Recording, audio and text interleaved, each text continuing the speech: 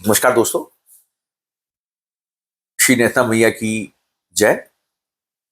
ये हमारा 5वां वीडियो है। इसमें हम आपको बताएंगे जो ये आरोप इन्होंने लगाया कि जाली लेटर हेड के बेस पे बैंक खाता बंद कर दिया गया। अभी मैं उसका बैकग्राउंड बता रहा था आपको कि ये नौबत क्यों आई। अब मैं आपको ये बताना चाह रहा हूं कि जब 24 सितंबर की बैठक के बाद इन्होंने वो हमें नहीं बताया कि इन्होंने क्या लिखा है, सदस्यता की डिटेल वहां भेजी है नहीं भेजी है रजिस्ट्रार ऑफिस में, तो मुझे जब ये नहीं पता लगा तो मुझे मजबूर होकर इनको पत्र लिखने पड़े।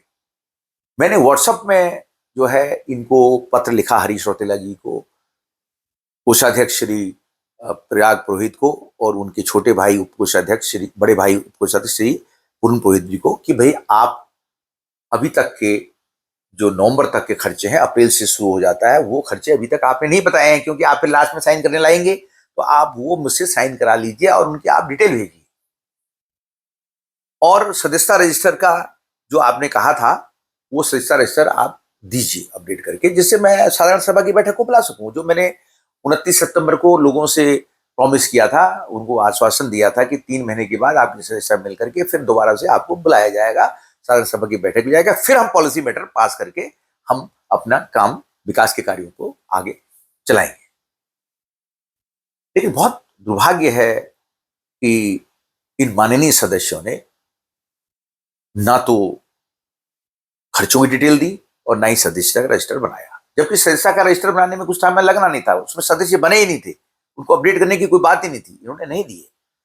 तो मैंने इनको कहा, और इस बीच क्या था कि ये लोग अध्यक्ष को पूछे बिना बैंक की ट्रांजैक्शन कर रहे थे।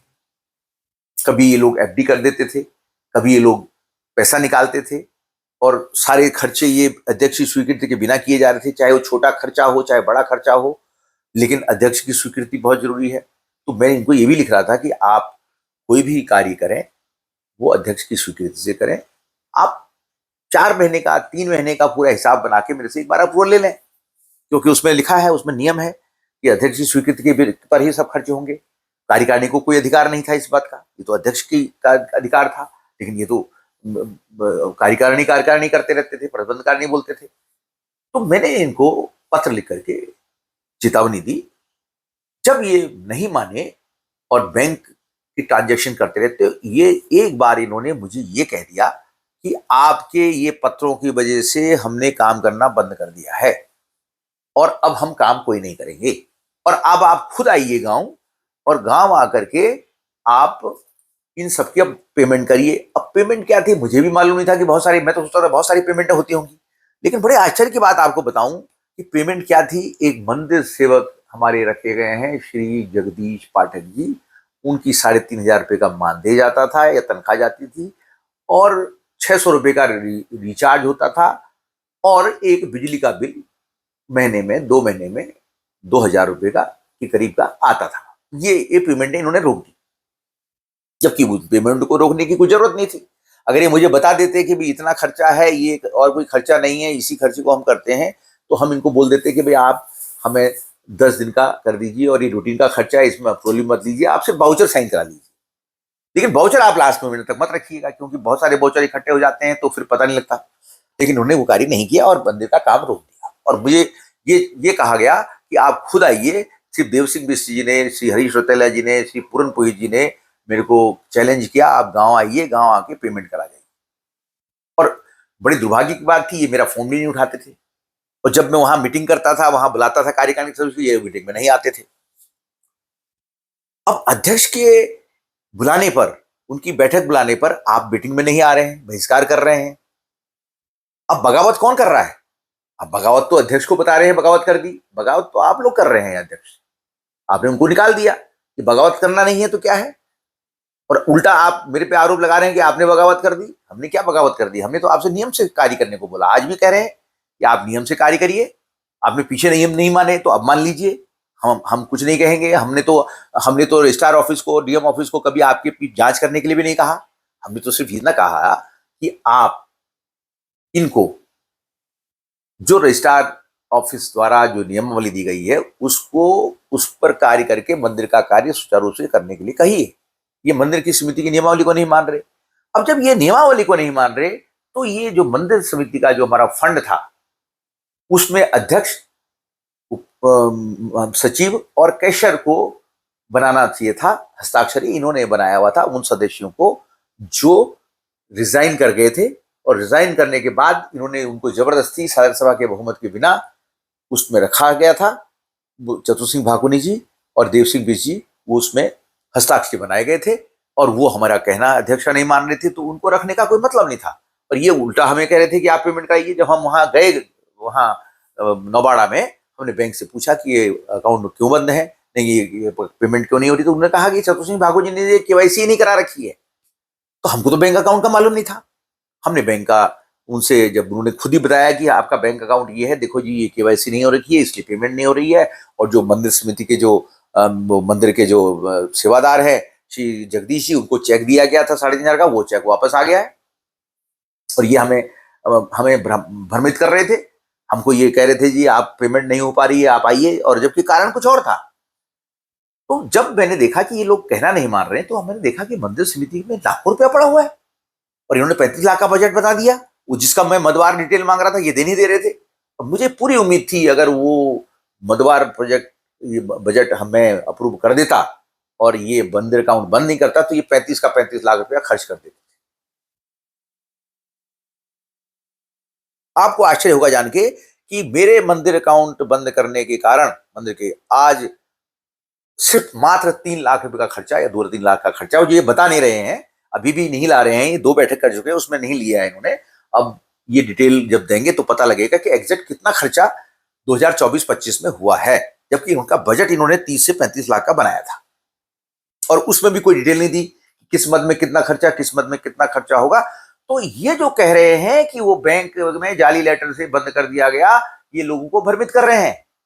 वो मैंने जब इन्होंने हमारे लेटर हेड छुपा दिए, हमारे को इन्होंने ना लेटर हेड दिया ना हमारी मोहर दी, सब अपने अधिकार में ले लिया, अपने नियंत्रण में ले लिया। अध्यक्ष को कोई पावर नहीं दी, वो कोई नियंत्रण नहीं दिया, कोई रजिस्टर नहीं दिया, कोई अभिलेख नहीं किया, और वो उनके, जबकि सारे उनके आदेशानुसार बनने चाहिए, उनको ही नहीं दिखाया गया। तो मैंने सोचा कि इस फंड को बचाने के लिए, जो पब्लिक फंड है निधना मंदिर का, जो एक सार्वजनिक फंड है, हम सब लोगों का फंड है, पब्लिक का फंड है, उसका दुरुपयोग ना हो, इसलिए मैंने मंदिर समिति के एक लेटर हेड पे, जो लेटर हेड नहीं था वो मेरा अपना डीओ लेटर था।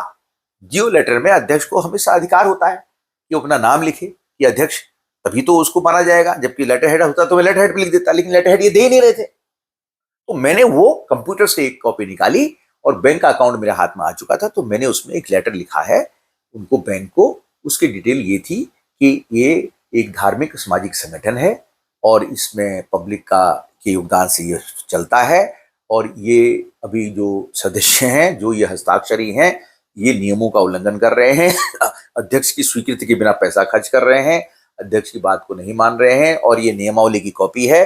आप इस अकाउंट को डेबिट के लिए बंद कर दीजिए, भुगतान के लिए, कहीं दुरुपयोग ना हो जाए। लेकिन जो दान चंदा आ रहा है या एफडी है, उसके लिए ये अकाउंट खुला रहेगा। बहुत स्पष्ट निर्देश है। जिसको वो लेटर देखना हो वो लेटर में दिखा सकता हूं, मेरे पास है। इनको जो पत्र दिए हैं वो सारे पत्र मेरे पास हैं। ये एक फाइल में है। हरीश रौतेला जी को, प्रयाग पुरोहित को, पूरन पुरोहित जी को जो पत्र दिए गए हैं, ये 16/11 को पहला लेटर दिया गया है। उसके बाद ये 10-15 लेटर इनको दिए गए हैं, चेतावनी दी गई है, अंतिम चेतावनी दी गई है। किसी को देखना हो ये मैं दे सकता हूं। और ये जितने लेटर हैं, ये सब लेटर मैंने साधारण सभा के सभी सदस्यों को, जिनको मैं जानता था, जिनके नंबर हमारे पास होते थे, उनको ये शेयर किए हैं, जिनको ये आरोप लगा रहे हैं कि हमारी गोपनीयता भंग कर दी।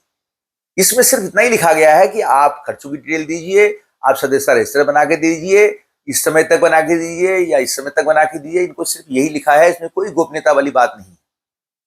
जो ये मेरे ऊपर आरोप लगा रहे हैं, जिस आरोप का मैं स्पष्टीकरण दे चुका हूं साधारण सभा में, एक एक आदमी मुझसे पूछता था कि मेरी पत्रिका, सभी ने, इन्होंने, बड़े आश्चर्य की बात है, हर 17 आदमियों ने, या जो भी 15 आदमी कह रहे हैं, ये एक एक पत्र इन्होंने सामूहिक रूप से लिखे और मुझे भेज दिए गए। क्या मैं इनके पत्रों का जवाब देता रहूं अध्यक्ष? मैंने इनको बोला आप साधारण सभा कराइए, मैं उसमें आपका सब जवाब दूंगा। जिसको बेस बना के इन्होंने कहा ये कोई आरोप नहीं थे, ये तो सत्य थी, ये सत्य बात थी, ये नहीं दे रहे थे। जो सत्य थी वो आपके सामने आ गई कि रजिस्टर में ये 2011 के बाद कितना बड़ा घोटाला निकला। अब आपको मैं दिखा चुका हूं, आप मेरे आइए, मेरे सारे कागज मेरे पास रखे हुए, सारे डॉक्यूमेंट रखे हुए, सब चिट्ठियां रखी हुई, आप कभी भी आ सकते हैं, आप मोस्ट वेलकम है। तो जाली लेटर के बारे में जो ये कह रहे हैं, वो जाली लेटर होता तो उस पर कार्रवाई नहीं होती, बैंक उसके उस लेटर के बेस पे उसको बंद नहीं करता। अध्यक्ष के सिग्नेचर है, मंदिर समिति का रजिस्ट्रेशन नंबर उसमें लिखा हुआ है, जाली कैसे हो गया है? इन लोगों की अकल पर हमें बहुत शर्म आती है कि भी किस तरह के लोग हमने अपने मंदिर समिति में रखे गए थे, जो एक अध्यक्ष के लेटर को, जो अध्यक्ष ने उसमें साइन किए हैं और अध्यक्ष के और उस मंदिर समिति का रजिस्ट्रेशन में लिखा, उसको जाली बता रहे हैं। आप इनकी सोच देखिए, ये कितनी घृणित सोच है, कितनी संकुचित सोच है, कितनी छोटी सोच है। ऐसे लोगों को क्या हमको मंदिर समिति में रखना चाहिए? आप इस बात पे खुद विचार करिए और अपना अपने कमेंट्स इस बात पे लिखिए। ये जाली लेटर वाले एपिसोड पे मैंने बैंक बंद करने के बारे में आपको विस्तार से बताया है। इसके बारे में अगर आपको और जानकारी चाहिए तो वो भी बताएंगे, लेकिन अभी इस पे आप अपने कमेंट्स, अपने विचार लिखिए, अपना गांव का नाम और अपना टेलीफोन नंबर, अपना व्हाट्सएप नंबर, ईमेल आईडी, जो भी आपकी डिटेल है वो इसमें शेयर कीजिए। हम आपको खुद ही अप्रोच करेंगे, जो भी आप कमेंट्स पूछेंगे हम आप तक पहुंचेंगे और आपको जवाब देंगे। आपकी हर बात को तसल्ली पूर्वक हम समाधान करेंगे और उसको आपको स्पष्ट करेंगे। अगर आप उसके बाद भी आपको किसी चीज को शंका समाधान हो तो उसके लिए हम तैयार बैठे हैं। हमारे पास पूरा रिकॉर्ड है और हर बैठक करते हैं हम लोग। अभी शीघ्र एक बैठक करने जा रहे हैं, 2 बैठक कर चुके हैं, इनको निकाल चुके हैं हम लोग। अब ये they are no more office bearer. सिर्फ हमने 4 या 5 आदमी इनसे से रखे हैं जो इनके प्रभाव से कार्य कर रहे थे। हो सकता है वो अच्छे लोग हैं और वो अभी भी एमेनेबल हैं, वो काम करेंगे, हमें ऐसी उम्मीद है। और वो लोग हम जल्दी ही आपको बताएंगे, वो लिस्ट भी हम देने जा रहे हैं, मीटिंग भी देने जा रहे हैं और वो मिनट्स में ऑलरेडी शेयर कर चुका हूं और अभी वो मिनट्स भी आपसे हम शेयर करेंगे। जो भी हमारी 3 तारीख की मीटिंग है, 31 तारीख की मीटिंग है, उसके मिनट्स हम आपको शेयर करेंगे। उस पर भी आप अपने विचार दीजिएगा। धन्यवाद, नमस्कार।